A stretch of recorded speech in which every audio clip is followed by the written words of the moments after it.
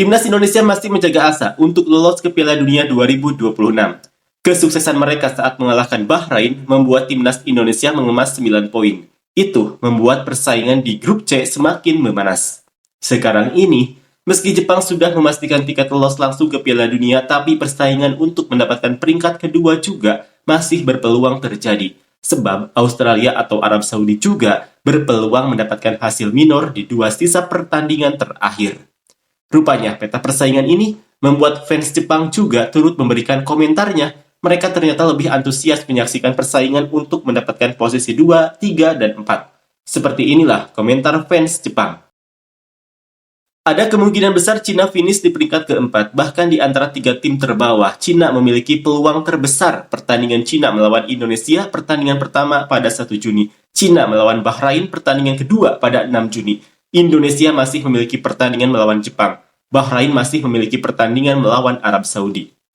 Jadi, Indonesia itu adik ya. Ayah Cina, kakak Korea, keluarga Jepang ini memang payah dalam sepak bola. Karena Australia hanya menang 2-0 melawan Cina, mungkin tidak bisa dibilang terlalu kuat. Tapi kalau Jepang harus kalah, kemungkinan hanya melawan Australia atau Arab Saudi. Selain itu, kekalahan tidak boleh terjadi. Bahkan hasil imbang pun tidak boleh diterima. Jepang juga tidak boleh kalah karena faktor pot undian. Mereka ingin tetap menjadi peringkat 1 di Asia, tapi Iran cukup menakutkan. Indonesia mengalahkan Bahrain ya. Ini memang membuat pertandingan melawan Indonesia pada bulan Juni menjadi lebih rumit. Indonesia dikenal sebagai tim yang bermain agresif dan tidak ragu untuk melakukan duel fisik, mirip dengan Cina. Resiko cedera bisa meningkat dalam pertandingan seperti ini. Jadi penting bagi Jepang untuk mengelola tempo permainan dan menghindari bentrokan yang tidak perlu.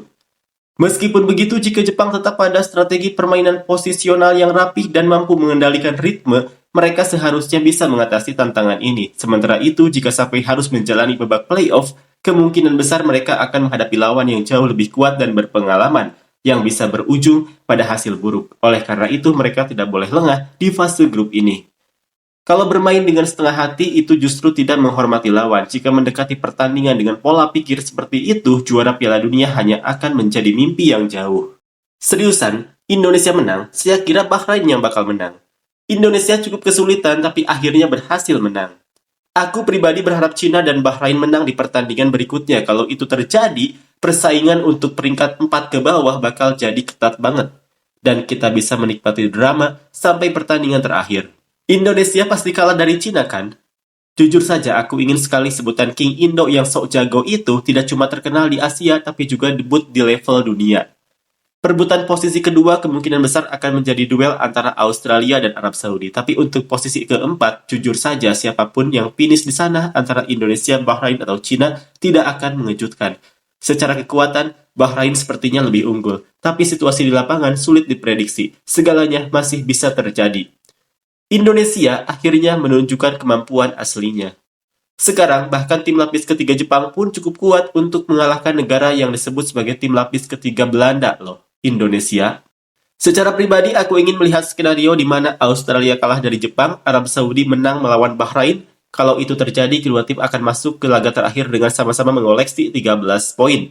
Bakal seru banget kalau Australia dan Arab Saudi harus bertarung langsung di pertandingan terakhir untuk menentukan siapa yang finish di posisi lebih tinggi.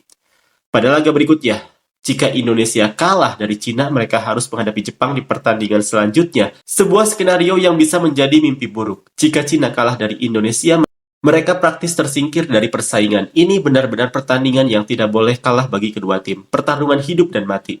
Namun itu hanya berlaku untuk tim dengan kekuatan dasar seperti Australia atau Arab Saudi. Sebaliknya, tidak peduli seberapa keras Bahrain, Indonesia, atau Cina berusaha bermain rapat, mereka tetap akan dengan mudah dihancurkan oleh tim yang lebih kuat. Indonesia dengan Kluivert dan euforia kemenangan ini pasti akan terlalu percaya diri dan bermain terlalu menyerang.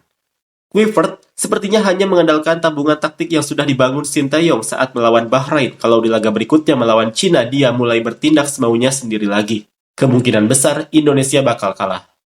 Lawan berikutnya adalah Cina, dan ternyata Cina sudah menjaga rekor tak terkalahkan melawan Indonesia selama beberapa dekade. Tahun lalu pun Cina menang tanpa masalah saat menghadapi Indonesia. Melihat sejarah pertemuan ini, Cina jelas punya keunggulan mental. Indonesia harus bermain jauh lebih baik jika ingin memutus tren negatif ini. Tahap berikutnya akan seperti neraka, tapi harus diakui perkembangan sepak bola King Indo dalam beberapa tahun terakhir memang luar biasa. Mereka sudah jauh lebih kompetitif dibanding sebelumnya. Sebenarnya, performa Indonesia saat melawan Australia tidak seburuk yang terlihat dari skor. Penguasaan bola dan jumlah tembakan Indonesia lebih banyak serta mereka juga menciptakan cukup banyak peluang. Kalau saja penalti di awal tidak gagal, pertandingan pasti akan berjalan lebih ketat. Menurut saya, Kluivert jelas lebih baik daripada pelatih sebelumnya. Kalau saja itu tidak ada artinya. Ya, kemenangan atas Bahrain memang patut diapresiasi, tapi itu bukan karena Kluivert. Pada akhirnya dia masih bergantung pada warisan taktik Sinteyong. Pernah nonton 6 pertandingan kualifikasi era pelatih sebelumnya? Itu semua cuma sepak bola yang bergantung pada keberuntungan dengan peluang menang yang kecil. Faktanya, tanpa laga tandang melawan Australia dan Jepang, mereka hanya dapat 6 poin dari 6 pertandingan. Jadi, tidak ada tabungan apapun. Kluivert jelas harus membangun semuanya dari nol. Main seperti itu jelas tidak mungkin menang secara konsisten.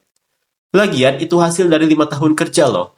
Oh ya, di Piala Suzuki dengan skuad yang mayoritas pemain lokal, mereka kalah dari Filipina dan Vietnam, serta imbang lawan Laos, akhirnya tersingkir di fase grup. Mengandalkan pemain naturalisasi juga membuktikan bahwa tidak ada tabungan yang tersisa. Prediksi Jepang 26 poin, Arab Saudi 16 poin, Australia 13 poin, Cina 12 poin, Indonesia 9 poin, Bahrain 6 poin. Ada orang-orang yang dulu mengkritik pergantian pelatih Indonesia, sekarang semuanya jadi jelas.